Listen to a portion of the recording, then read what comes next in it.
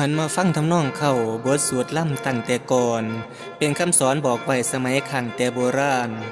ลูกหลานจำจือได้จึงได้มาดัดแปลงออกจากเทศจากแหล่สากรสำเนียงภาคพื้นอีสานลองแอวล่ำหากได้ฟังนำไปสอนบอกลูกเจ้าได้พุนยือภัยผู้เผือค่อยดูโปรดอภัยหากมันพัง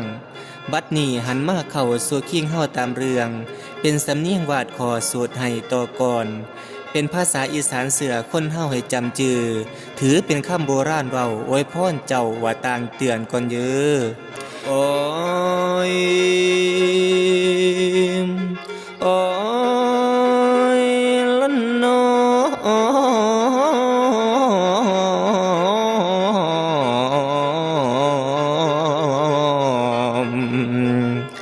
ฝนเอ้ยฝน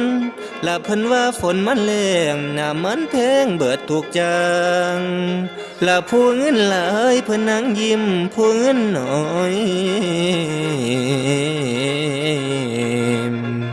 เพิ่นนั่งเอาเดละน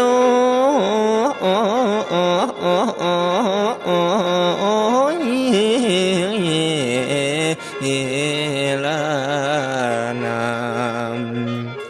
มาบัดนี้ฟังอีกก่อนพี่น้องพ่อหรือแม่ไทยอีสานนี่แล้วฟังผลงานหมอสวดดังยกสมัยกำลังเฟืองเมืองอีสานเหนือใต้เขาลือกันออกสนั่นให้เป็นหนึ่งน้ำเบอร์วันนัตพลหมอสวดน้อยให้ดังได้ทั่วอีสาน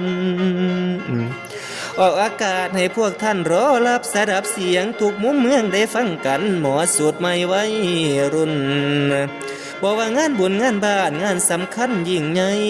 งานแต่งงานลูกบวชนาคไปทหารข้าต่างบ้านเรียนจบได้ว่าเหตุงานเชิญยืมนะเชิ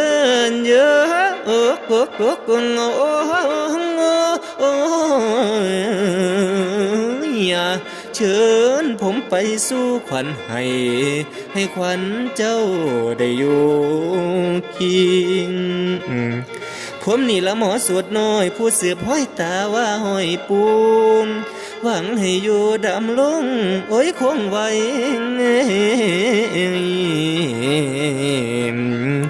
บ่ให้สูญเดละน้อง